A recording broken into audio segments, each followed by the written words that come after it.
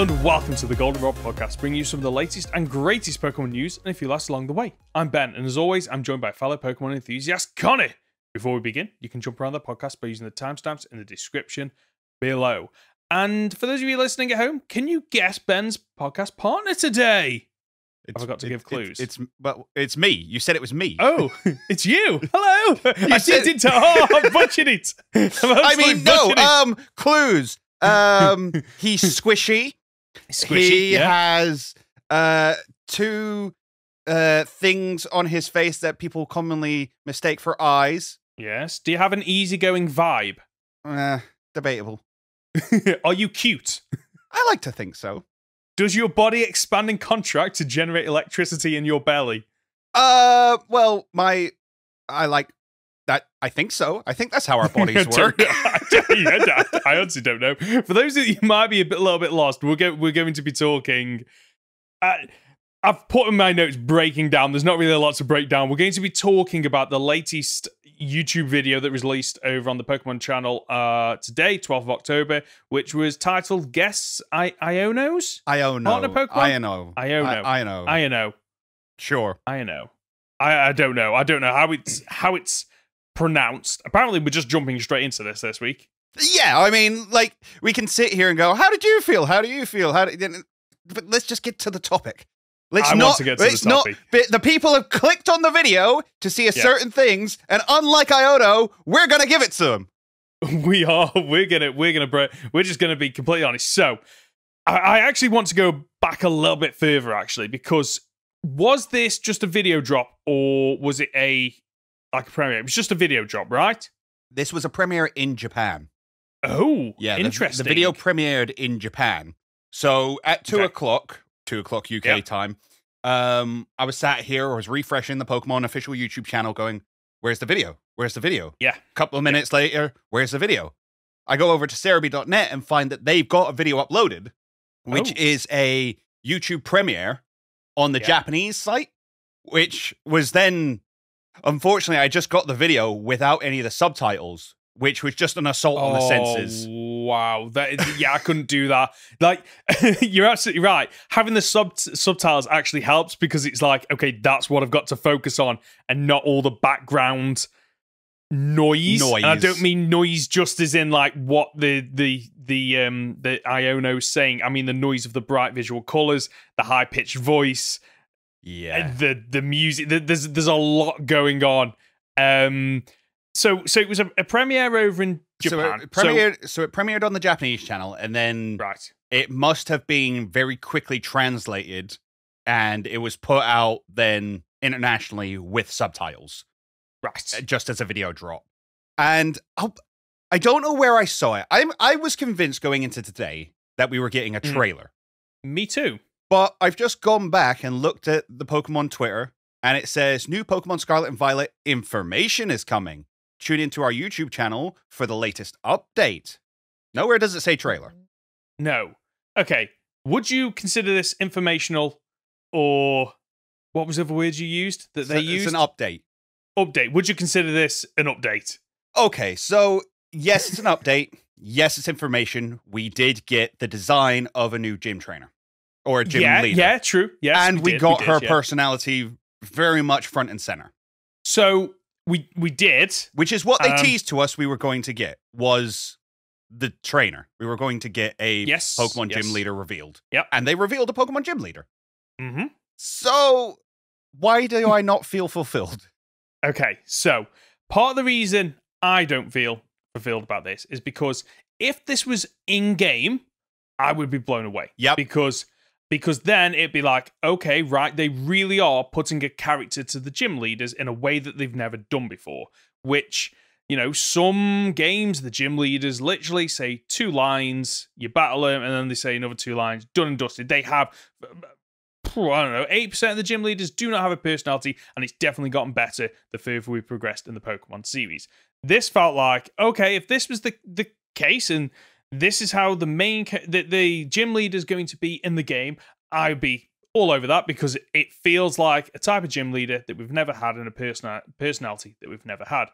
The problem is, we're probably not going to get anything like this in game. What we're probably going to get is she's going to say a couple of things, maybe the Rotom phone hovers around and, you know, she pretends to talk to streamers and then you battle her. She says a couple of words and it's done and dusted. Like, there's that. Yeah, that is kind of how we're going to get it. What's the word I'm looking for? Divide, I think, is the word I'm looking for. Between this and what it's going to be like in game. There is a word you're looking for, and I cannot think of it right now. There's a disconnect. There's a disconnect between what we're seeing and what we're going to get. Yes, there we go. Because again, we're not going to get voice acting. You know, we're not going to get voice acting. No. But it's like, why not? Why is this voice acted then? Like you've hired somebody. You've obviously had to cast somebody and go through that process to then have somebody do it for a video.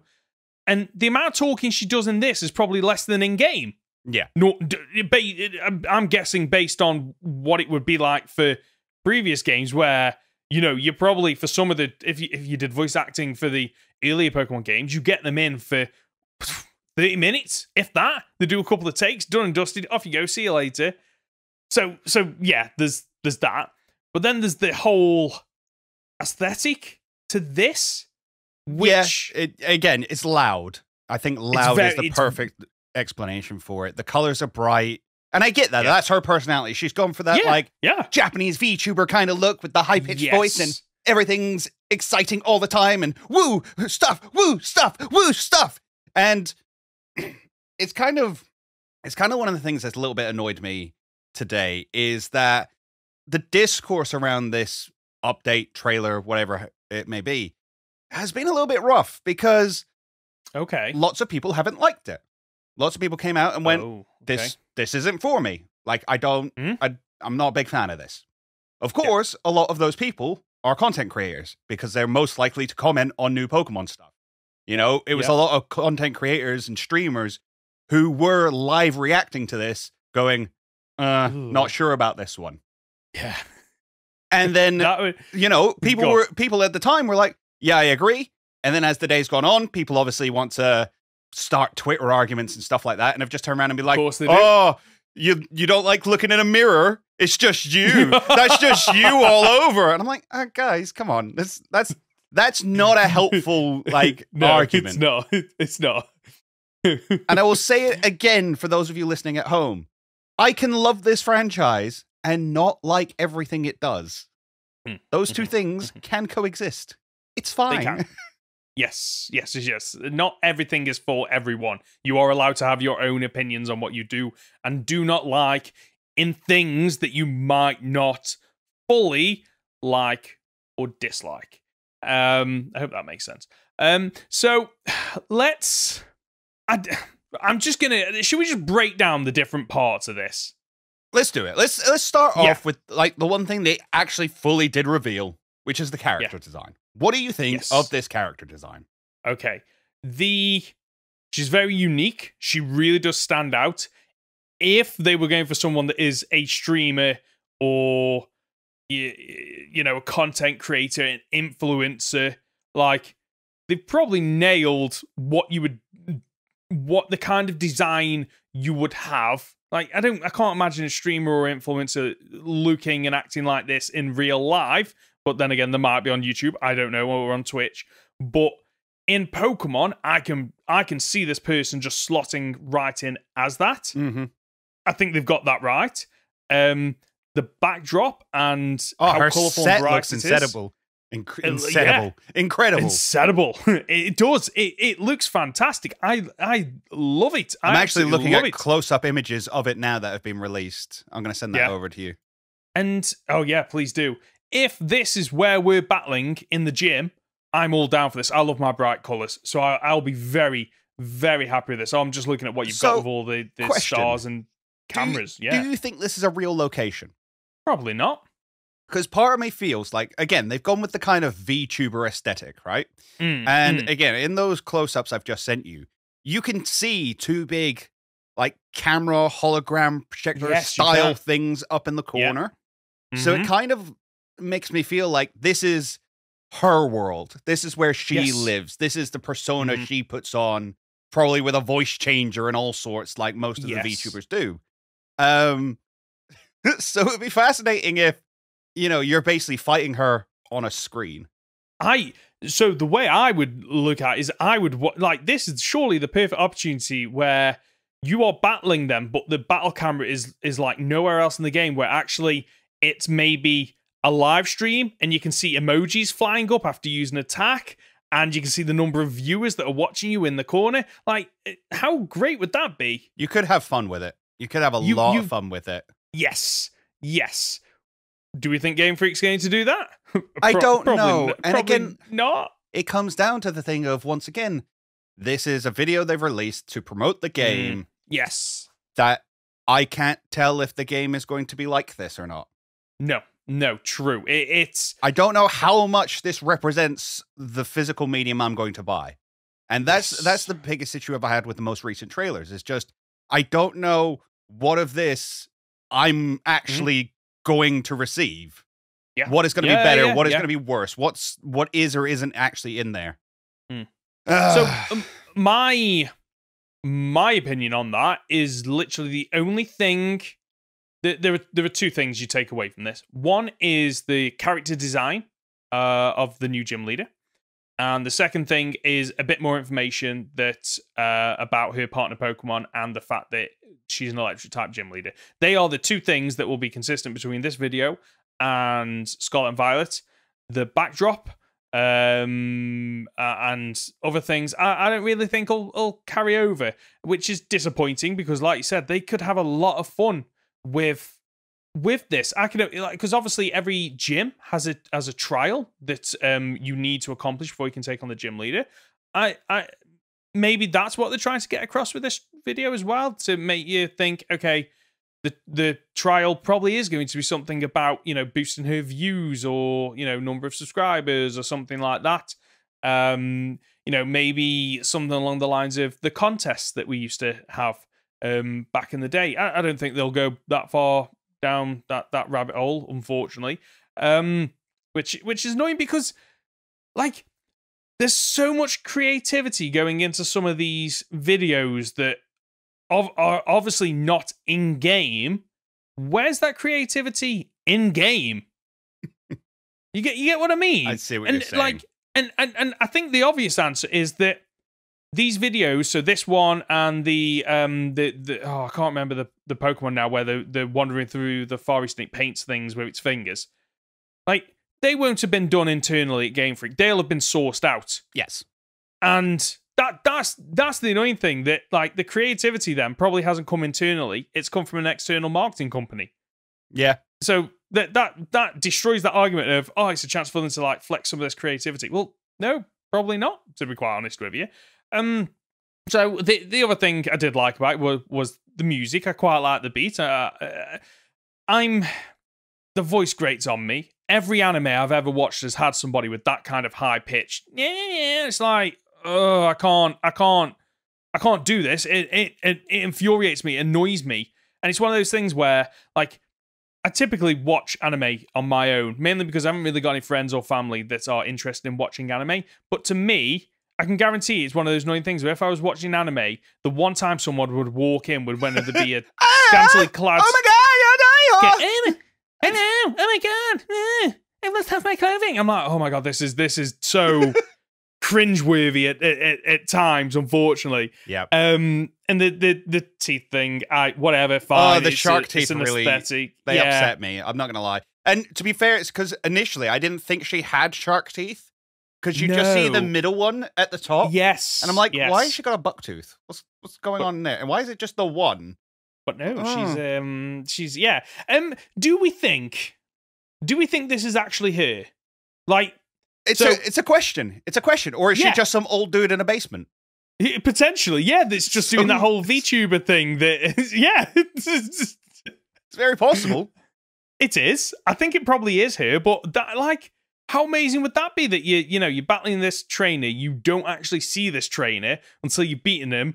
The curtain pulls back like Wizard of Oz, and it's just some bloke there that's been talking into this camera with his webcam, and this Iono is, like, on screen doing exactly what he's doing, something a little bit quirky and different.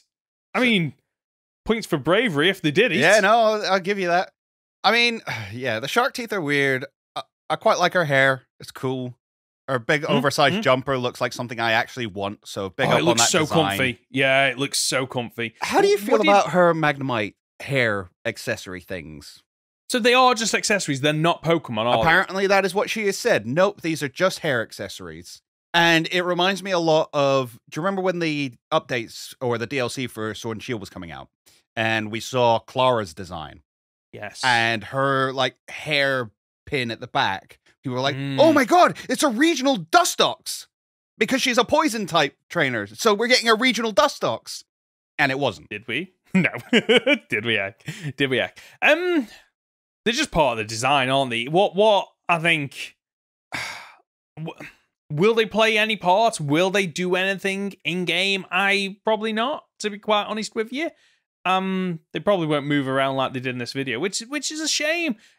I reckon they'll move. I reckon they'll have some kind of like come away from her head, spin, and go back on again. That'll be part of her idle animation, no doubt. Okay. Yeah. No, yeah. I can see that now. Are the eyeballs there just for her apparent catchphrase that she said twice? Your eyes are belonging to me, or something. Your eyeballs are mine. Caught in my electro web. Okay. Like, sure. Yeah, okay. It's just like, right, okay. Because she said it once, then she said it twice. And after the first time, I was like, okay, like when she's talking about this, partner Pokemon, are the Magnemites a clue of some sort? I don't think they are. I think they are literally just decorative items. Because the eyes don't move, do they? They're not alive. They're not Magnemites. No, they do. They do, like, squint down. They've even got mouths. There was one clip I saw where they've got like the same kind of shark teeth she has, and it opens up.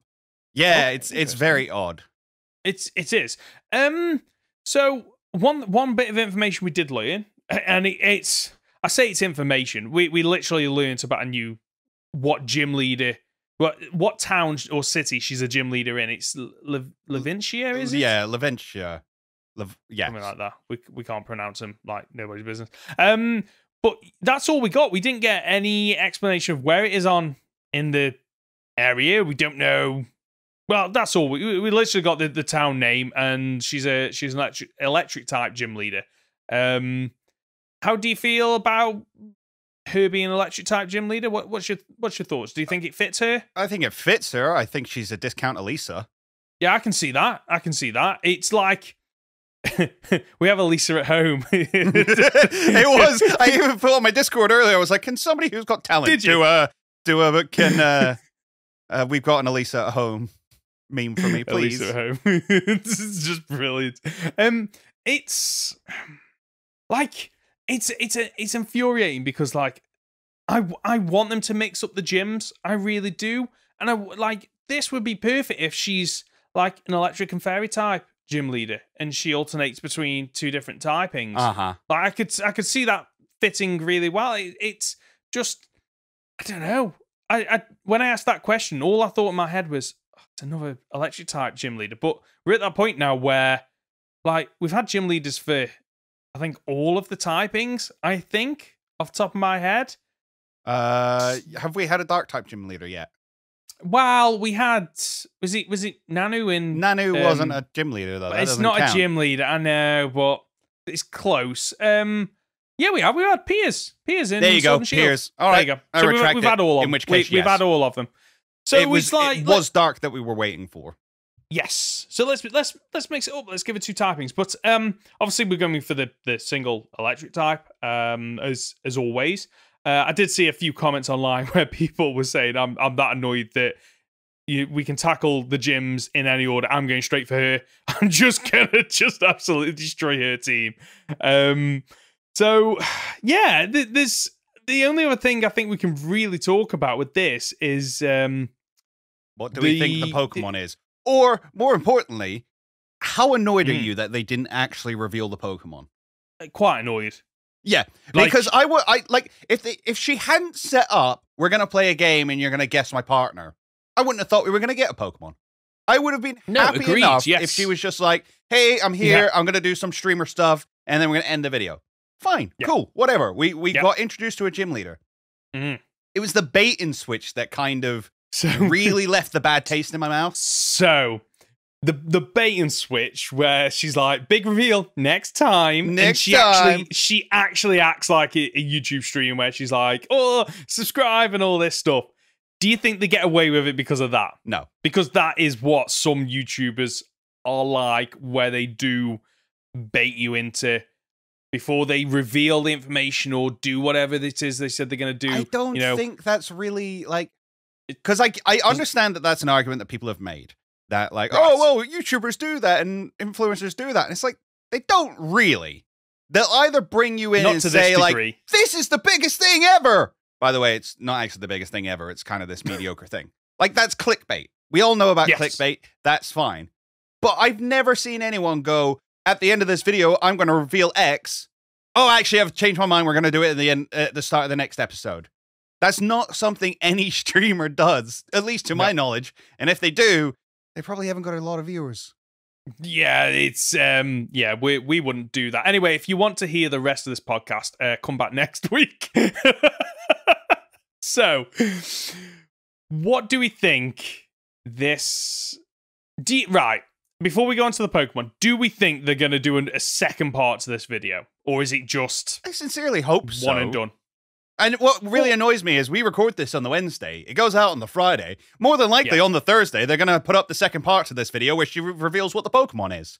Yes, they can't leave a huge gap on it. It feels very much like a part one. And what was it, like 3.5? 3 minutes or so, yeah. Like, it feels like it's missing an extra minute or two to bring up to 5 minutes, which was, a reveal of her Pokemon. And ideally the gym, to be quite honest with you. I'd like a bit more information about the gym. But it would be very cool if she was partway through a stream and was like, oh, hi, welcome back. Did you figure out what my Pokemon was? Well, here it is. Reveals the Pokemon to us. La la la, this is what I like about it. Isn't it so cute and wonderful? Something goes off, like some little alert, and she's like, oh, a gym trainer's just arrived. Let's go watch me take them down. Transition to in-game footage of your player character walking into the gym and her taking on that battle. Suddenly, you've taken what was a kind of reveal to, oh my god, this is amazing. Well, it's in-game. It's in continuity then, isn't it? Yeah. Really? Which would be absolutely fantastic. But can you see them? Like, okay, let's say there is a second half of this video, and it's just the Pokemon reveal. Are they really going to publish a 1-2 minute video? It feels like it's not big enough. Do you not think? Again, Grafia got 2 videos. Wiglet got 2 videos. Yeah. Yeah. I understand where you're coming from. It doesn't feel like enough information. It feels like we're being kind of like drawn in of like, you want more? You want more? Well, you can have this little snippet. Bye now. No, shoo. Come back next week. And that's it. So, okay, right. And I don't want all the information. I've said it before. No. I don't need all the information about the game. But just, if you're going to give me a trailer, or you're going to give me some reveal, give me something substantial that I want, that I actually need, Give me in-game stuff. In-game stuff. A month out, give me in-game stuff, please. Yes. And that's, like... This trailer would have been more exciting 3 months ago. Yeah, it would. Like a little thing to build up the hype. This isn't what you should be getting a month out from release. A month out from release should be all the gameplay mechanics and specifics that makes you go, okay, this is the game for me. I'm on board with this. I'm buying it. The video that we got here and all the other videos should be the ones that, build up a little bit of a tease and gets all the, the game news outlets going, okay, they've just released information about this new Pokemon. What do we think it could be? Oh, let's try and break it down. Like, at this point, they should be we should be in the preview stage, surely, at this point for video games where, all the big ones are going, okay, we're currently in the process of playing it. This is our preview. It's still too early to give it a review, but here are the things that stood out to us. And then that's where you start to go, oh, okay. Like, me as a fan, I'm gonna buy this game anyway. But these trailers aren't making me buy the game. Well, like, you say that, but Scarlet and Violet is now the most pre-ordered Pokemon game ever. People must have already. People must want those free berries that you get for pre-ordering. Did you see that? They want the bag. They want the nice bag that you get. Oh, I haven't seen that one. Yeah, what's that? You get a unique in-game bag.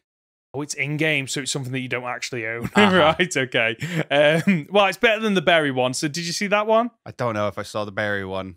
It's basically, if you pre-order Scarlet and Violet, you get, I think it was 30 of the different berries that cure, like sleep, freeze, burn, all that, as well as some Aurum berries. So you don't even get citrus berries. You don't even get the best healing berries in the game. Let's not forget, you also get the Flying Pikachu. You do get the Flying Pikachu as well. So what do you think's getting people to pre-order this? I honestly couldn't tell you. Maybe it's the promise of an open world Pokemon game. Maybe that's enough. Maybe that kind of, those are good keywords to sell a game to people. I think, again, in my opinion, Legends Arceus brought a lot of faith back to this franchise. I think the DLC for Scarlet and Violet did really well at bringing a lot of people back to the franchise. So the Pokemon are realistically riding a high at the moment. I just want to see them nail it. I really just want to see them, like, you know, run home. I don't know what the phrase is. Like, stick the landing. There you go. Yeah, you want to see them release this game, and you go, it builds on all the good things that they introduced in all the Switch games, because this is probably the last Switch game. Maybe. We never know with Nintendo because they don't give us any information ever. No, and the issue with Nintendo is their console cycle is now out of sync with Xbox and PlayStation, which it didn't used to be. Typically, like all the Nintendo, Microsoft, and Sony were all creating games consoles at around the same time, and it was always that, okay, which one is going to jump in first to announce the development, which one is going to jump in first to announce the price point, and there was always this, like, what's the word I'm looking for, like cat and mouse kind of, who dares to go first. And over time, Nintendo's just become unsynced out of that cycle, and they just do their own thing. So, like, obviously, Xbox and PlayStation have both brought out new consoles in the last couple of years, and Nintendo's just like, nah, whatever. We're like, when we're ready to bring out our next one, we'll bring out our next one. I think that time is getting close. We will be getting announcements in the next couple of years on what the latest iteration of a Nintendo console is. So very likely that, you know, this could be the last Pokemon game. Certainly the last main generation, or generational update. So the point I'm trying to make there is that this should be the game that shows that, okay, we are maxing out what we can do on this console. This is going to be the best, bring the best of all the elements of all the other Switch games that we've released, and it's going to blow you away. This should be the game that people 10 years from now will be like, I need to buy a Switch because I want to play Pokemon Scarlet and Violet. Yeah. And who knows? But a month out, I'm not filled with as much optimism as I was when we started this podcast. I remember, like, thinking back to when we saw the first couple of trailers, and I think we were overwhelmingly positive and beaming about it, and just happy that, wow, they really are. They're promising a lot. Stepping up their game. Yes, I think that was it. Promising a lot. The thing is, again, I don't know, their marketing team, I don't know who their marketing team is on this, but I'm not a fan of how they've done it. Because, as I say, this kind of trailer could have done well during those really quiet months where we got nothing. We had no information for months on end. And now we're getting it weekly, but we're getting, like, little teasers. And if you look at films and stuff, you get the teasers first, and then the trailers close to release. Yes. Why are they doing it the other way around here? They are doing it the other way round. I don't quite know what gap in knowledge or information this is filling that people need to inform them whether or not they want to buy this game. At this point, like, pre-orders are apparently the highest they've ever been. Well, surely at this point, Game Freak will be wanting to increase those numbers even higher. And how do you do that? You basically show them or tell them that this is worth your investment. This is worth a day one download or purchase, and you're gonna love it. And at the moment, I'm not being filled with that optimism. I think we are still 4 weeks out. I'm hoping we do get, one last trailer that really does just show how lived in and expansive this world is. That's it. And it was the very first trailer you saw, like the Blissey just hanging out by the tree. Yeah. You saw the Rotoms up on the like beams while people were eating at the cafes. You saw the Swablu just hanging out. Like, why is that not what you're that should be definitely what you're showing off. Just so lean into that. I saw a comment online about this, and I want to see what your thoughts on it, because I have my own thoughts on it. But the comment I saw basically explained that, well, actually in Sword and Shield, like, they didn't really show off a lot of the routes because they didn't want to reveal a lot of the new Pokemon. I'm like, okay, I can understand not wanting to reveal Pokemon, but then surely you just show the Pokemon that we already know exist, not that aren't new, right? Yeah. Like, that's the compromise. Like, you go, okay, so we don't want to show off the new Pokemon. Completely agree with that. You want some surprises going in. But people from the early trailers already know, like you say, the Swablu. I think there was the Slacking and Vigoroths as well. Like, show those Pokemon interacting and living, and show the character running through the areas where they live. Show my character running past them. Show me what that looks like. Yeah. Like, show me exploring this world. And again, as we talked about with the last week's trailer kind of thing, they're clearly still got a dev copy of this game where they can take Pokemon in and out of it as they like. Yeah. So just take out any of the ones you don't want us to see. Just not all of them. So we, like you said, we're getting roughly weekly videos now. So we've got about 4 weeks between now and the release. Do you think we are getting another trailer, or do you think we're just going to get more of these little snippets now? Isn't that a question? I think we need one more trailer, and Agreed. only one. It just needs to be a big one. It needs to be the one, doesn't it? Yeah. If you're going to show somebody a trailer for this game, it's got to be that one that you release as close to release date as you can to make people go, okay, yeah, this is day one purchase. I think what I need at this point is the Breath of the Wild shop. You must know what I'm talking about, where like they run up to the hill and the camera pans over them and opens up and you see everything going on. Everything. Yeah. They did it for Legends Arceus. I want it for this, but I want it where it's all populated. I want all the Pokemon just wandering around, and that would probably do it for me, just to be able to go, okay, it is an open world. I can see it unfold in front of my eyes. It does look good and populated and as if there's stuff to do. Yeah.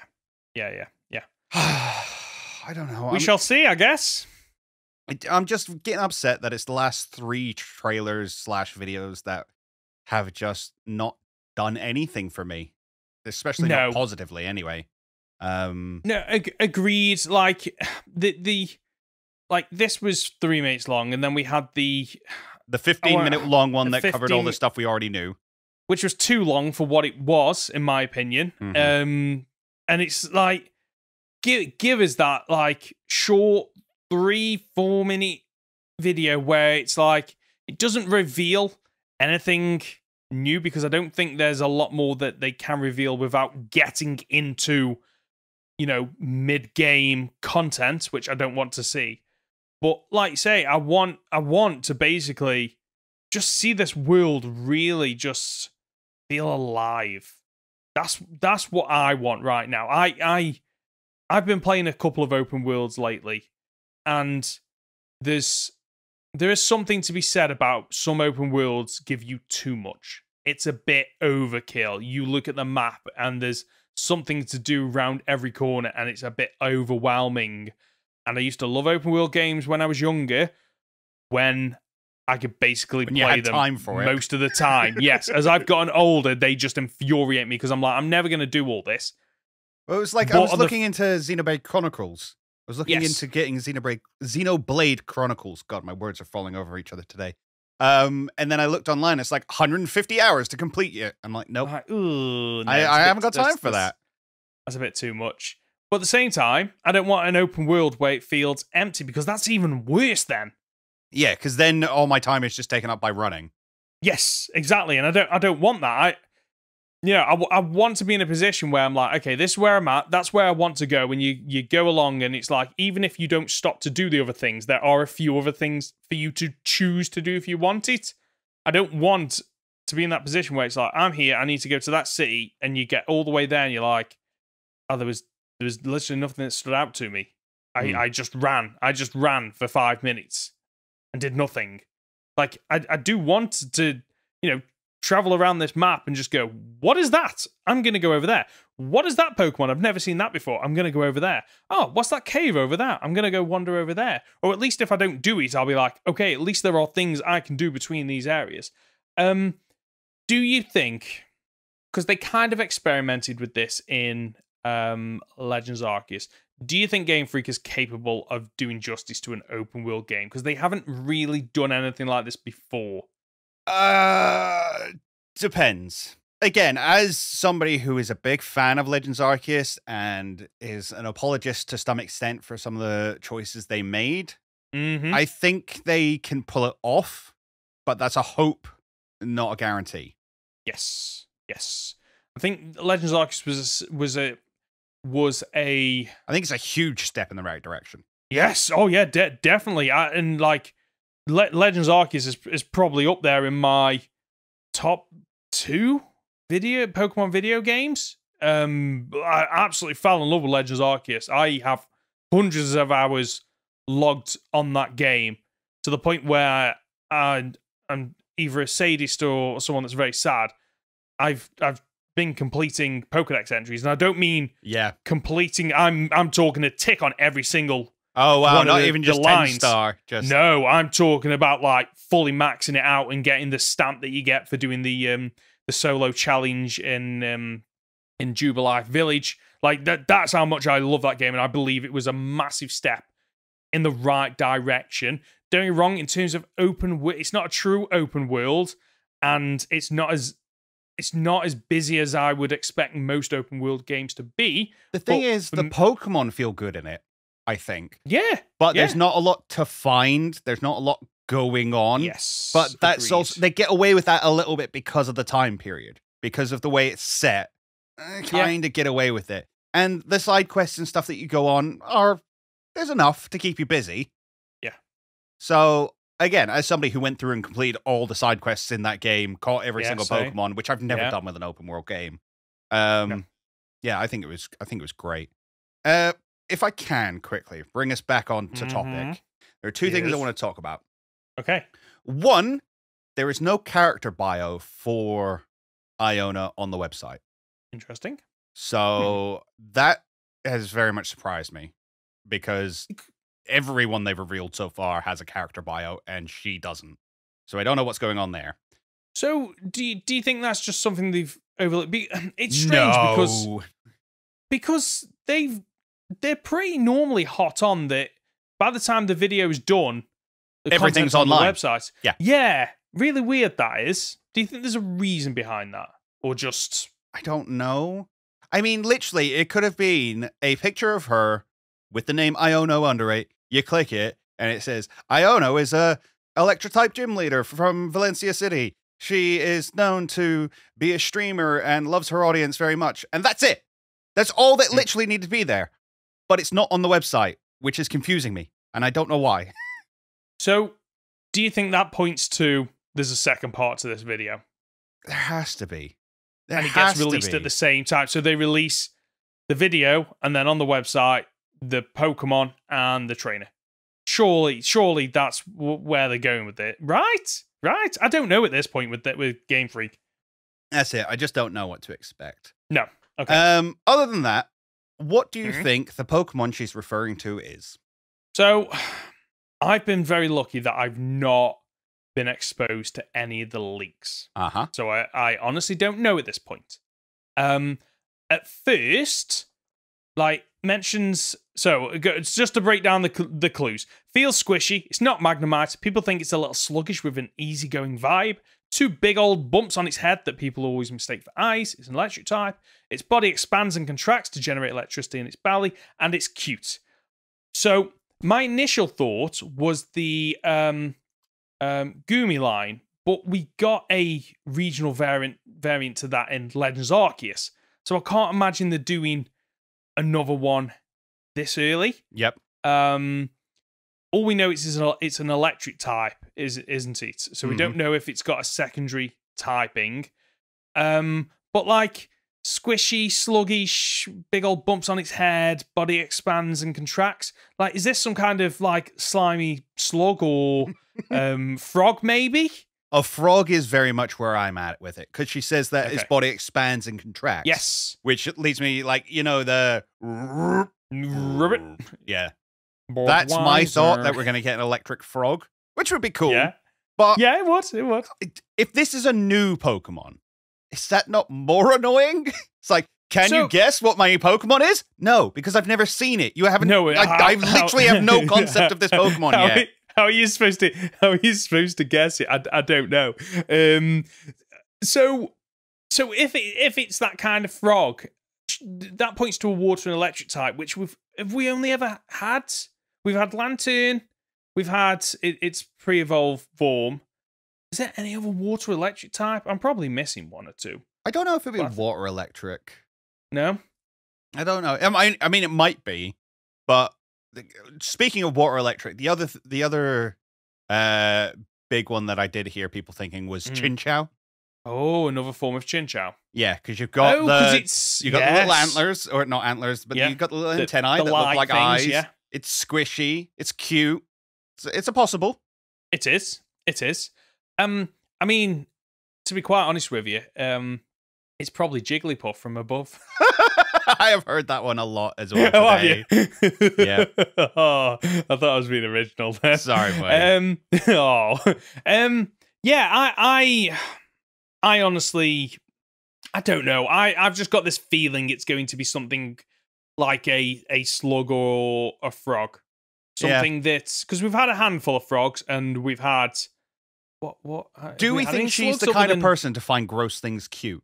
Oh, I am... Yeah, well... But this... If it was real life, then no. But I'm very aware she's a fictional character in a Pokemon universe where even things that in the real life that the Pokemon are based off aren't cute, they are cute in the game. Yeah. So I think she and Game Freak could pull that off, where it's something that's like, oh, if that whatever animals or insects or whatever that's based on in real life is disgusting, but in game, actually it's really cute. You know, like Froakie. Like I'm not a fan of frogs and toads, but Froakie, I'd pick that up and cuddle it. Yeah, fair enough. It could be a frog. It could be like, have you seen Squashmallows? No, what's that? Okay, give me a second. Is that what you are typing in Discord right now as we speak? It is, yes. I thought it would be. Brilliant. What is this? What is this? Oh, let's have a look at it. They're so cute. See, well, that's the point. It could just be like a big, round, squishy frog thing. And what you assume to be its eyes aren't, and its little nose holes are actually its eyes, and it's got a really tiny little smile. Oh, I get what you mean, looking at the frog one that they've got where it's not actually the eyes. I get that. That's like Armaldo. I know we've mentioned that before, where growing up, the eyes aren't where you think they are on that Pokemon. Yeah, I think she could pull off having something, you know, that would otherwise be not cute, but it's just like in a big, round, squishy form, so people find it adorable. Definitely. Okay. Anything more on this? I told you we'd stretch it. I told you we'd stretch this out. We always do. Whoops. Whoopsie. Right.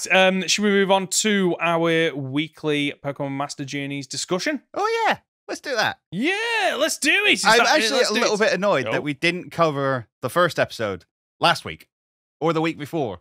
When was Wiglet revealed?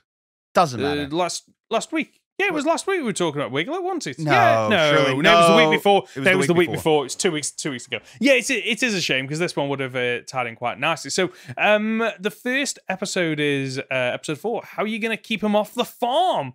And the reason you brought up Wiglet was because it's about Diglett. The episode is about Diglett. They're a Diglett and Doug trio terrorizing a farm. Yeah, and it's another. Chloe's with us again. More and more, this character. Yeah, she is very much becoming a mainstay of this series, which I wasn't expecting, but I'm happy for it. Yeah. So I haven't actually got a load of notes here, to be quite honest with you, because there wasn't really a lot to talk about from my perspective. There was just a lot of hijinks of them trying to work out how to sort out this Pokemon. There were a few highlights. Like I did love the fact that go through the Pokeball at Ash. It was like there was a whole skit, wasn't there, about go court and Ash, which I quite liked.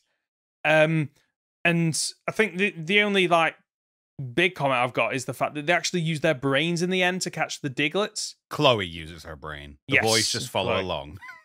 As always, yeah. But it is. I did like the fact that obviously, as always, they pull their heads together and figure out, right, how are we going to sort out these Diglets, which I feel a little bit sorry as well, because for the farmer, they're technically pests, but all the Diglets want to do is eat. I mean, is that even what they're doing? Like, I understand that they are munching his carrots and stuff like that, but it did look to me like the farmer was just getting free labor out of these 3 kids. Yeah, no, I agree. Oh, the only way to stop these Diglett is for you to harvest all of my crops for me today. Oh, woe is me. And I bet they didn't get paid for it. No, of course they didn't. Of course not. So, I did like the fact that Team Rocket are behind this, but not because they're trying to catch Pikachu. They just happen to be farming themselves, which sends the Diglets away from where they are because they're playing music. Yeah, and it's a weird one. So Meowth is trying to be a farmer, and is Meowth some kind of genius? Like we kind of find out in this episode. Why? What's because he do, he's creating a friggin' robot. Oh, he does as well, doesn't he? Yeah. Like, are we to believe that Meowth is the one that's creating? Because I assume they were just getting all these from HQ, all these machines and stuff. They were just bringing them in, but no. Apparently, he builds this one. So, did he build the Hikachu in the previous? I think he did. I think Meowth is some kind of unspoken genius. Well, actually, I say an unspoken genius. He's very much a spoken genius. We know he's a genius. He learned to speak. He can speak. He's the only Pokemon that can speak like us, like actually using his mouth, right? Most of the others use telepathy. Yeah. So, is Meowth responsible for creating all the other gadgets and machinery like that? It's what I'm led to believe now. Like, I never thought that in the past. Again, I always assumed they were just it's the Acme book that Wile E. Coyote goes through. Yes. I assume Team Rocket used to have one of those, but now I believe it's Meowth just being a super genius, building all this really high-tech gear for them. Yeah, perhaps. It makes sense, though, if he is just like that 0.00001% gifted Pokemon, which is why he can learn to speak, and he's just got a break. That opens up a world of questions. But one thing that did stand out to me, and I did love about this, is that when eventually Team Rocket and the Ash's crew end up battling, and they all end up using ground types. So of course the battle takes place underground. For 90% of it, I was like, "Oh, this is." I thought it was really well animated. A really well animated battle. It was great. I was so engrossed in it. But what I love about it is that obviously this is a way that the animators can save a bit of time and money. But it makes sense in the episode, and the characters actually comment on it. Yes. Like, they're actually saying things like, that must be an amazing battle going on, because you just hear all the crashing and everything. And I love it. I absolutely love it. It's so good. And it also means that the Pokemon that Team Rocket were using probably also got to see, like, Dugtrio's actual body underground. Yeah. Something. Unfortunately, we never will. We never will. There wasn't a lot else to discuss about that episode for me. What about Not yourself? really. It was an inoffensive episode, I think. Yeah, it was just there, wasn't it? Yeah, I was like, Yeah. It's not filler because obviously Go catches a Pokemon. Yeah. Oh, speaking of which, should we move on to the next episode? Oh yes. now Yes. I've been looking forward to hearing you talk about this one. So this wasn't a filler. So episode 5, Healing the Healer, and straight off the bat, we've got a legendary Pokemon. We've got Suicune is back. He apparently, I only know this from its Pokedex entries, that it has the ability to remove polluted water. So my first thought was, oh, okay, right, it's just going around the world removing polluted water, only to find out that people are pumping waste into the water, which confused me because I was like, okay, these are just your typical mustache twirling villains that work at the local plant or whatever. And it's like, oh, we just want to get rid of the waste. I'm like, oh, okay, right, fine, whatever. I know there are people that fly tip and everything else, but turns out that they're doing it on purpose. They are doing it literally to lure out this legendary Pokemon. Yeah, it was really well set up as well because they're like, Suicune like goes around and purifies lakes, but it keeps being spotted around this one lake. What's happening? Can you go and investigate? Yeah, I love it. I love the setup to this. I like the idea of these villains going, we can lure Suicune out this way. Let's do our best to it. And it works. They lure out Suicune. Yeah, and I'm trying to remember what happens. Do they catch it with some nets and then basically physically beat it? Is that this part? So they don't beat it yet. They do catch it with nets. They kind of it gets bombarded by sludge bombs from all direction. But then then they wrap it up in nets. Yes, and then to free it from the nets, Go throws a Pokeball, which is just how clever is that? Like, it was pretty good actually. I just didn't expect. I expected Ash and Go to rock and go, you can't do this, right? We'll battle you. They battle, they save the Suicune, and the Suicune goes off. Yes, that is what I expected. So the next, 10 minutes of this episode, I just did not expect. They played on some of the typical usual tropes and twisted them on their heads, so it was different. So Go actually catches the Suicune and basically decides to leg it while Ash holds off the bad guys. Like, I in any media, I absolutely love that, where a character, not in this instance, but like sacrifices themselves. Is like, I'll buy you the time that you need, when it makes sense, of course. And in this, it absolutely does make sense, because Go needs to get away to, because that Suicune's obviously injured, so needs to get it away from there to stop the bad guys from using it, catching it, whatever. Another trope is, the good guy tripping over, which is exactly what happens here. And Suicune just happens to escape and just walks off. And it turns out that it's been protecting wild Pokemon, right? Yeah. Yeah. Well, ish. It's protecting their water source. That's it, which is keeping them alive. So naturally, they're going to defend it, because you certainly would. Yes, you would. And what we get is that Go takes a leaf out of who's the character from Home Alone? The kid, Kevin's book. And what I do like is the fact that he sets up his team to protect, including the Alolan Executor with its height. I love that idea of like, keep an eye out, and also show anybody who's looking exactly where we are. Yes, good points, actually. Because you're just walking through a forest and you're like, wait, that's an Alolan Pokemon. That isn't native to our region, is it? Wonder where that's from. So I'll go and have a wonder. Which is I'm not sure how the bad guys find him. Maybe that is how the bad guys find him. But then, so it turns into a typical Pokemon battle, which Go apparently caught Drowsy off screen. Yep. That's just okay. So there's an episode there. Why haven't we been showing this episode? Because Go's already caught a Suicune. do we really need to show him catching the drowsy? He's True, already yeah. won this episode.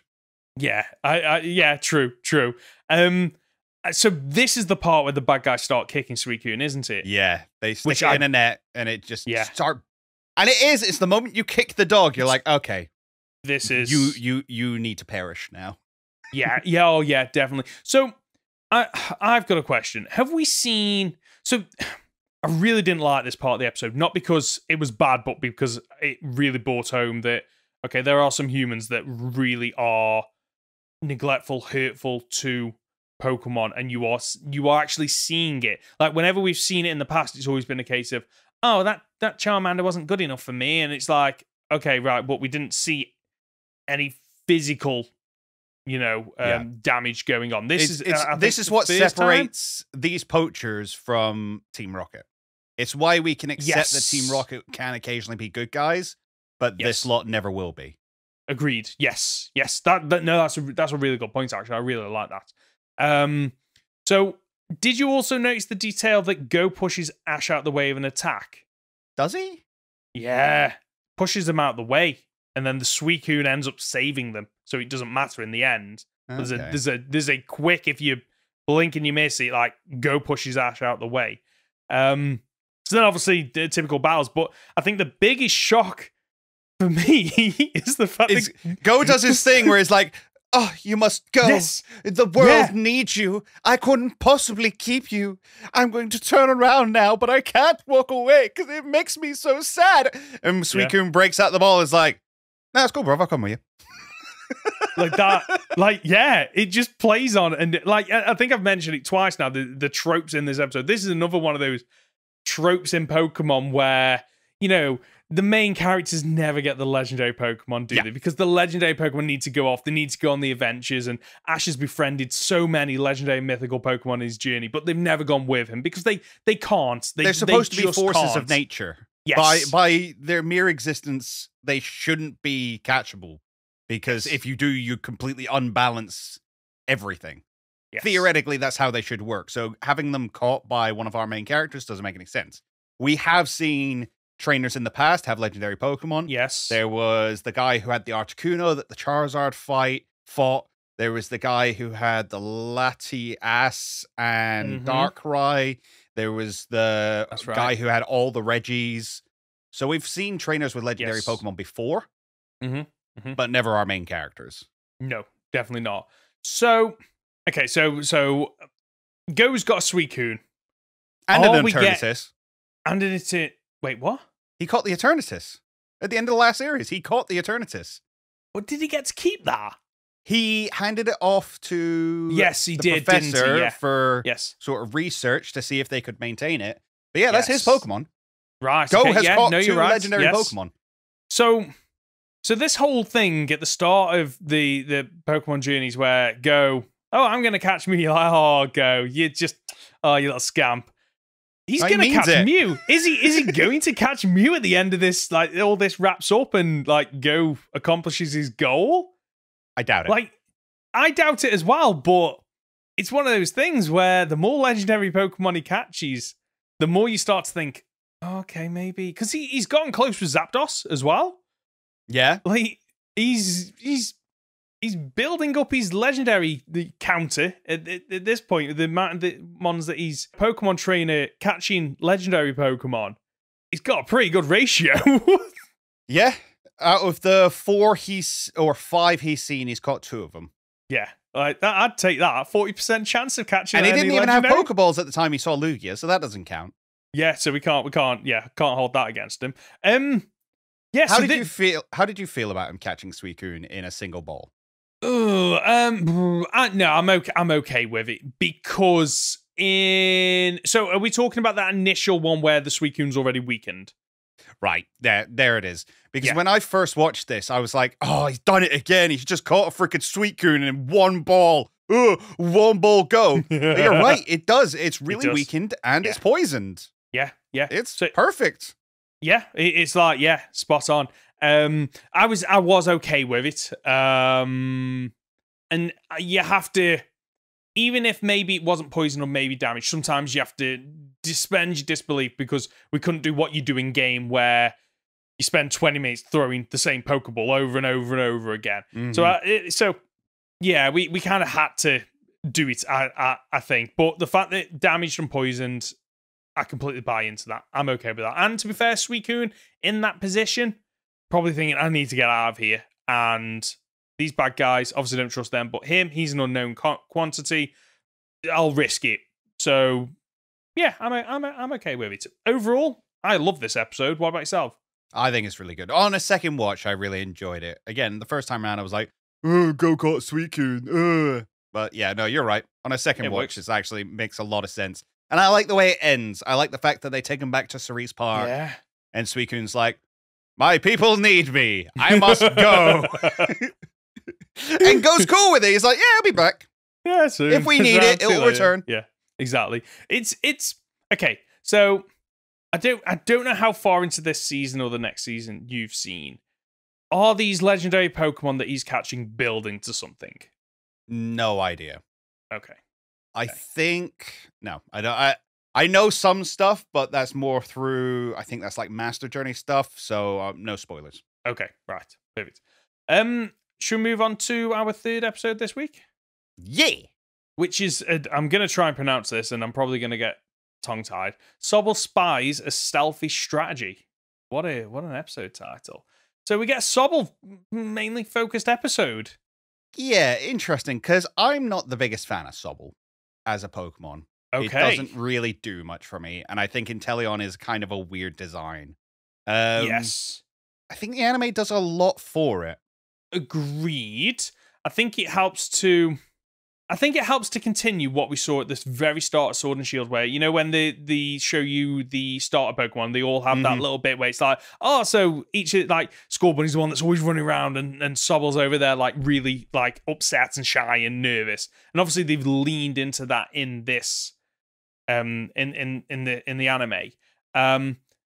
But I must admit, the whole crying thing was starting to wear thin, but they use it to their advantage in this one to show its development. Yep. So what we've got going on here is this is a really weird start where there's a movie being filmed and Team Rocket turn up. The director, the name is a play on a famous director. It's Kublok instead of Kubrick. Kubrick, who was apparently known for being an absolute nightmare director, from my understanding. Getting people to do like 1,000 takes. Is that the one? Yeah. To get like he's one of the ones, I believe. He's one of the ones. Kubrick's a genius. Is he? Oh, okay. Yeah.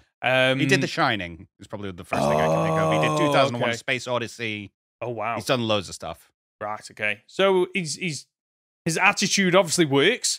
So the director that he's based on in this wants to just keep rolling as Team Rocket turns up. It's a very interesting start, this episode is. Nothing really like it so far. Yeah.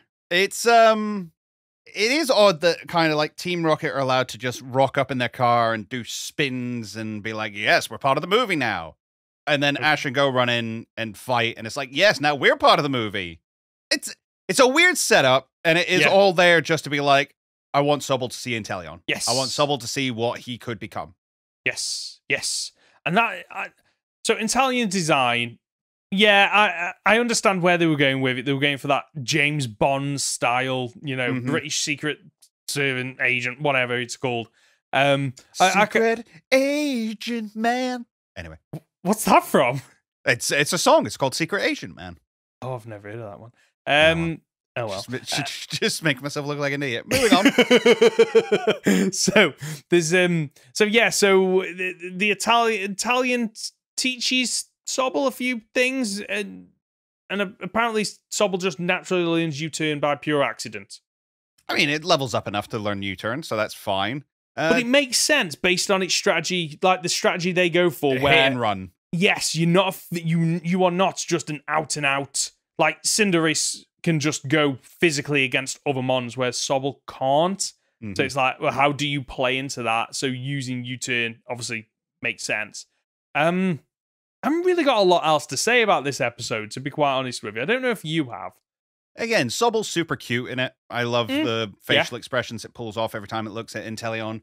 I get that, like the idea of like, how do we take this wimpy kid and turn him into a bad man, basically? Yeah. Or we'll give him a role model that's been through it. Yeah. All right, fair enough. I like the idea that actually there is one thing that really, really stuck out to me in this episode. Okay. Go turns around to Sobble and says, maybe this just isn't for you, talking about battling. And my chest sunk, the heart sunk in my chest. And I was like, oh, you're doing it again. We've been through this, Go. You did this with Score Bunny and Ember. We're not, no. Oh, I didn't mean it like that. What I mean is, this style isn't for you. We're going to adapt and overcome. And I'm like, oh my God, he's learning. Yeah, he's learning. He's actually learning. I'm so happy. Maybe phrase it in a different way. But yeah, a little bit. Yeah. That's about it. I've got other than the Sobble finally gets its revenge on Darmanisan, which I quite like that. Does it? Because it like tries to stand up to it and then runs away still. Oh, he got him at the end. Did he? Can't remember now. Now you're making me second guess. I think I missed the last okay. minute of where this, he like shoots it with water or something. I can't remember. Probably. This was a very I think I was still thinking about the previous episode, to be quite honest with you. Fair. Because it was such a good episode. And I think honestly, I want some Ash battles in the next bunch. Like I hope need so. Yeah. I want some battles now. I want to see Ash climbing this ladder. And hopefully battling some trainers from the Galar region. So, on that note, do you think the series benefits more or suffers more from having this kind of split two protagonists? So, because previously we had Ash was the protagonist and the others were his companions. And now it's very much a case of, no, these are two different protagonists on two different journeys that we will split the series between. Because the last two episodes have 100% been Go-focused episodes. From the perspective that I want to see Ash battling more, it suffers from it.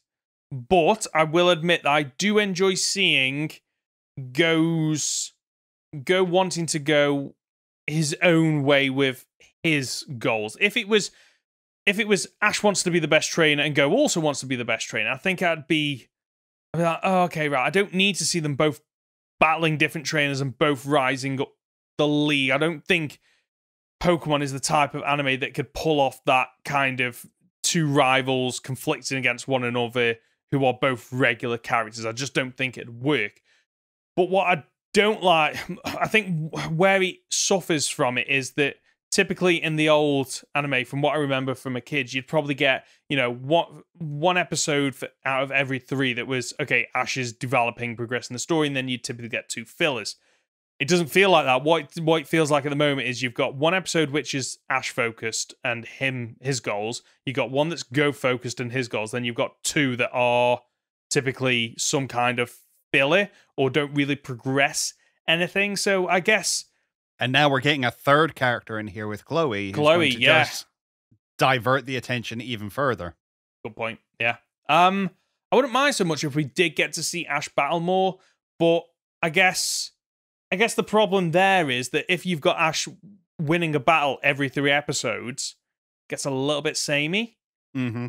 So ask me that again at the end of the season, I think. Yeah, fair enough. I think they balanced it quite well in the previous season. And this season, I know we're only 6 episodes in, but it feels a lot more fillery than the previous season. But I know we're only 6 episodes in. And the reason it's brought up this time and not in the last season is because Go is becoming very much more of his own person now.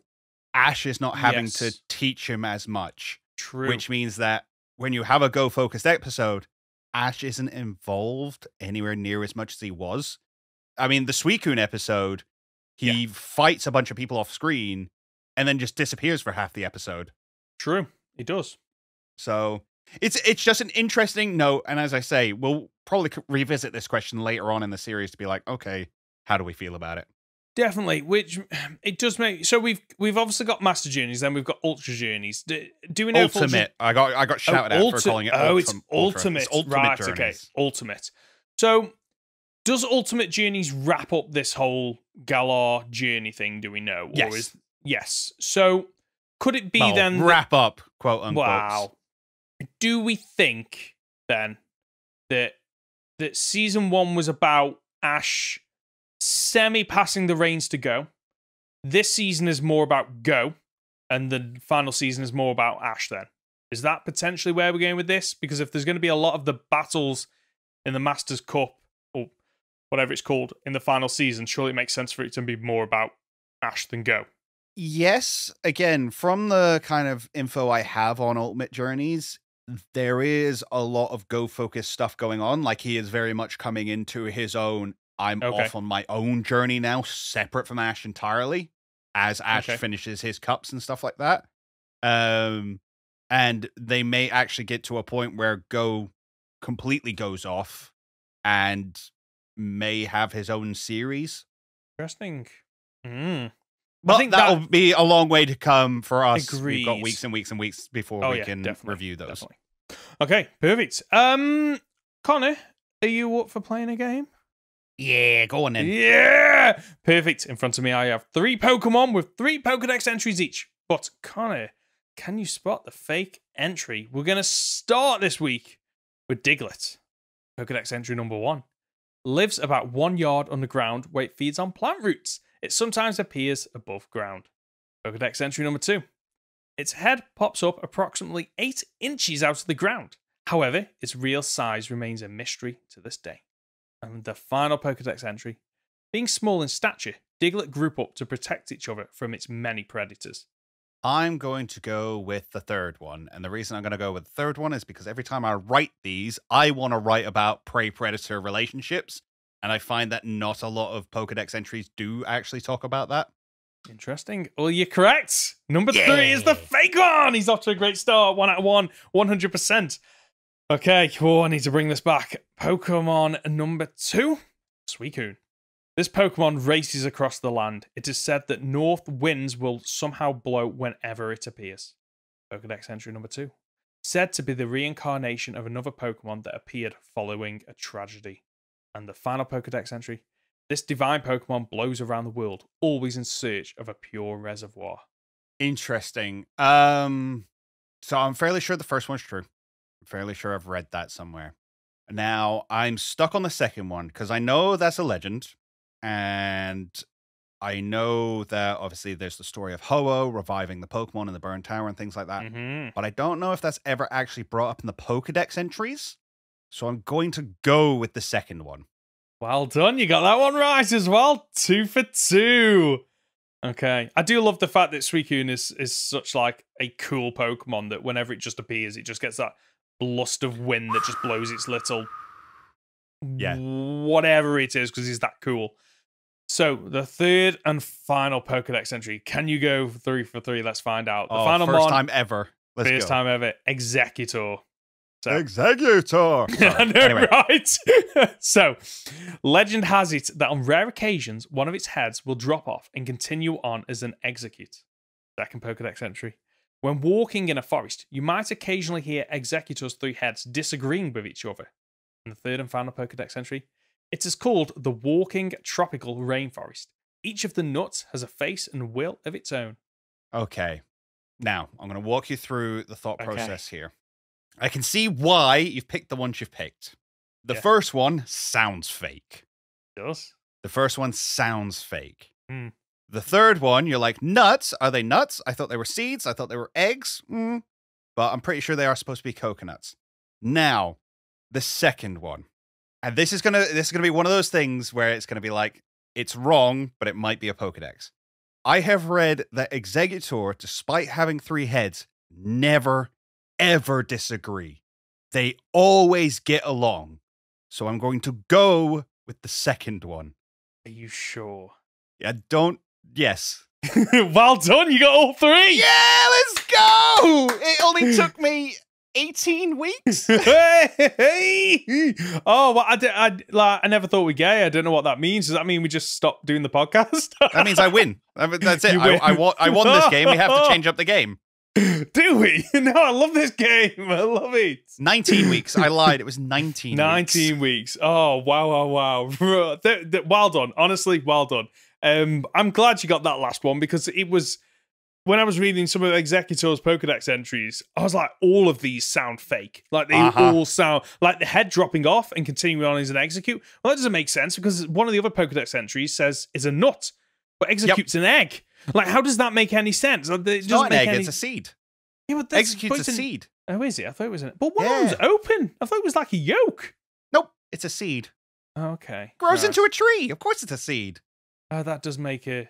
Well, I just thought with it being a pun on Executes, like eggs. Because it looks like eggs. Oh, okay, right. Oh my God, Connor, you're just laying down so much knowledge right now. Just breaking me. I know. I actually feel like I know Pokemon now. I feel like you do, because I actually used my brain that time. And I was like, no, these are facts I know about Pokemon that can help me narrow this down.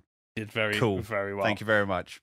Shall we move on to comments and questions?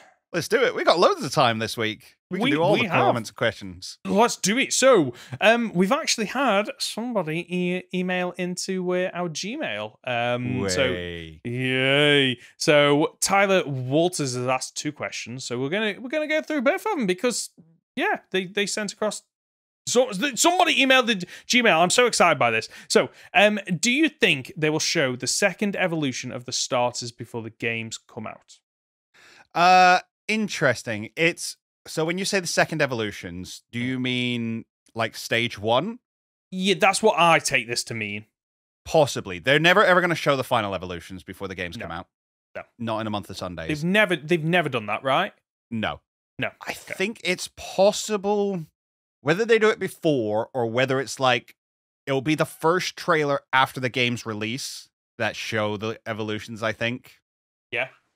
That's how I think it is. I'm going to try and have a look as to when the Sun and Moon Evos came out. I'm trying to think back, and I've got a vague recollection of them showing the starter Pokemon in X and Y. But I think, from what I remember, I think I'm getting a bit confused, and what they actually showed was Charizard, Venusaur, and Blastoise, because you got 2 starters in that game. I think that's what I'm getting confused by. But my answer, I agree, we're not going to get the final evolutions. I think oh no, wait, is that Ultra Sun and Ultra Moon? Is that Sun and Moon? Oh. Oh no, Sun and Moon released on the 18th of November. Yeah. And then apparently on the 4th of October they showed off the middle stage. Yeah. And on the 27th they showed off the final stage. Oh, so there is precedent. So a month before release they did show off all the evolutions. However, they had also leaked at that point. So that's what this comes down to, isn't it? Because there's been a lot of leaks. I don't know what these leaks are. I know there's been a lot of leaks. I haven't heard anything about the starters being leaked, like their evolutions, but maybe that is what basically forces their hand. Yeah. Yeah, it's possible. Do I think they're going to do it? No, simply because of how little information we are getting at the moment. Yeah. I think if, in an ideal world, if nothing got leaked, they wouldn't. But when things get leaked, sometimes you have to do damage control. And sometimes the best damage control is just to go, yeah, they were right. Here you are. Have at it. Here's the official artwork that is better quality. And just to reassure you, I guess. Do you remember the Legends Arceus one where they showed us the final evolutions, but just the silhouettes? Yes. Oh, that was it. Yeah, I forgot about that. That was a nice little... I like that. I did like that a lot. Yes, I'm okay with that because it's enough to give you a flavor, but it doesn't actually spoil anything other than vague shapes. I quite like that. I thought you were going to talk about the leaks from Legends Arceus where what were the origin forms were they called for Palkia and Dialga? Yeah, but they got really. I remember seeing. I was so mad, which is why I'm so happy that Scarlet and Violet. I haven't had anything spoiled for me yet. Like, nothing major, none of the leaks. I'm really happy. I don't know how, because I'm on Reddit and Twitter quite often, and YouTube, so I'm amazed that's fair play to you. So, second question. Do you think you could overlook some of the problems in Scarlet and Violet if they added Kalos to it as an extra region? This is an interesting question. One, I don't necessarily need Kalos in this game. No. And I think if there were problems in it, so for instance, if the problems that would really wind me up were if the open world was kind of barren. There wasn't a lot going on. I'm sad that they've not brought in the catching mechanic of Legends Arceus. Some people are happy about that. That's subjective, and that's fine. Some of the graphical glitches and stuff like that. Oh, that was one of the things. Last week, we spoke about the trailer and its frame rate issues. Yeah, apparently that's not a thing in the Japanese version. No, apparently the Japanese version was completely fine. It was only the American and UK release that How does that make any sense? Like, why? No idea. Anyway, no idea. But, weird. there are certain little things. It depends what we classify as problems. Yes. To start with. Yeah. But would I forgive it if Kalos was in the game? I think if you've gone through the effort to include Kalos in the game, the base game better be perfect. I agree. Like, I would love to have another Pokemon game where you complete the Pokemon game and there's a whole new region. Gold and Silver and Unova are the ones that really come to me because there's a lot of content in Unova after you've beaten the Elite Four, so Black and White. If you complete this game and there's an extra area, I'd be absolutely thrilled. But at the same time, if Scarlet and Violet are subpar, but we've got this extra little bit tacked on, why was that development time for up-resing or recreating another region? Why was that time and resource not devoted to making the main game absolutely brilliant? I don't think Kalos is a small enough region either to be like a second part. No. Like Kanto and Johto are both, relatively speaking, fairly small regions. Yeah. You can get about them quite easily and in lots of different ways. Whereas Kalos, I'm not sure you could really do it like that. And would you want to see Kalos open worlds? Like, I don't see it happening. And if it did happen and there were still problems in the game, I think it would have been, poorly allocated time. Yeah, agreed. Let's move on to 2 questions that we've got from YouTube. If you could have a self-insert NPC in the Pokemon games, which would it be? For example, some random Magic Heart salad or something. So that question comes courtesy of Rising Phoenix. Have you got any ideas off the top of your head? Have a random insert in the game. Just anywhere. So, one of the people... I would love to be Scott. Who? Scott from Pokemon Emerald. He is a guy who I think eventually runs the, not the plateau, but you know what I mean? The battle tower, battle island thing. Yes. I forget what it's called. Anyway, the post Frontier. Yes, the Battle Frontier. Yeah. In Emerald, he runs that. And throughout the game, he just kind of runs up behind you. It's like, "Hi, I'm Scott. La la la la la. Bye." Yes, he's him. What's his name? Have you ever seen South Park? He looks like a character from South Park, and I can't remember. A little bit. Yeah. The headmaster. Yeah, he's like, "That's a microaggression." Yes. Yeah. What's very his much. Name? Oh, I can't remember his name. Mr. something. Anyway. But yeah, I'd love to be someone like him who like runs the post game and will just bump into you along your journey, just like, "Hey, I'm Conor. Hiya, bye." Just like, hope it's going well. Good on you. Bye. Something completely random. I would enjoy that. For me, I'm trying to think of something that hasn't been done before. So, okay, right. What I would like is that as you progress through the story, every now and again, when you for example, when you walk in a cave, and then all of a sudden you'd stop walking and you'd be like pressing the buttons. It's not walking. A character's not moving. And then a character just pops up from one side and then looks at you and then runs away. And this happens multiple times throughout the game. And finally, at the very end of the game, and when you're about to take on the Elite Four, they approach you and they say that they've been following you for a while. They really look up to you as a trainer, and they've been trying to build up the confidence to ask you for a battle, and they haven't because they've been so weak. And they've also gone on this journey alongside you to build up their team. I think that's something that hasn't been done before. So you want to be Wally, but creepier. Yeah, sure, why not? It's a creepy thing to be like, "Yes, I'm going to follow you in caves, and if you see me, I'm going to run away."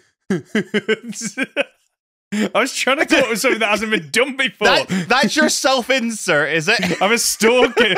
I'm a stalker of the main character, which is quite dangerous because I just like how you. I just really like the way you battle. Which is even creepier when you consider I'm a 33-year-old man, and the trainers are usually about 12 or 13 or 11. I just like the way you command your Pokemon. There's Pokeballs. Command me that way. Do you want to buy a repel? Come here. Those repels won't keep me away. So okay, right. Let's move on to the next question before we get cancelled. Sorry, I just. Oh no! Stranger danger. Help. Stranger danger. Anime or game? What is a new storyline or arc you would have as a trainer going through the Hoenn region? That comes courtesy of Tony on YouTube.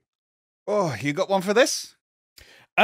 So I've come at it from the angle of, well, we've already seen someone do the gym challenge.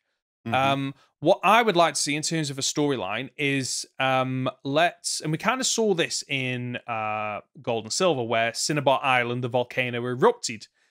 Hoenn also has a volcano. So why don't we go through the journey as a Pokemon Ranger who has to go out and catch a male and female of every single Pokemon and get them out of the island? Fair. Something different. Never seen it done before or even spoken about. So, yeah, that's me. Okay, I want to see prepping and eventually going on a space adventure. Oh, I love that. Yes. Because you have the space station in Hoenn. Yes. And it never really gets used. Because the only time you actually go to space in Hoenn, you go on a Rayquaza and not the rockets. So it'd be really cool to be like an astronaut in training, and you got to go get certain Pokemon and certain items and certain rare materials to build up your rocket. And then you eventually go out into space and you find all the space Pokemon. And I just think that'd be really cool. Oh, that. Because they haven't really ever done anything with, like, space and space Pokemon. They acknowledge those things. Again, you have the Delta episode where you ride Rayquaza into space and fight Deoxys. And you've got Ultra Space, kind of. Kind of, yeah. But it's not, like, space, is it? It's never just, I'm going to take my rocket ship out into space and land on different meteors. I want No Man's Sky Pokemon Edition. Oh, that'd be interesting, wouldn't it? That'd be quirky. I mean, there's not a lot of space Pokemon. There's enough to build a team. Of course there's a lot of space Pokemon. Okay, what? We've got Clefairy, Clefable, Jirachi, Starmie, LGM. Minior, is it? Yeah, Minior, Rayquaza, Deoxys. We've got quite enough. Got enough for two teams.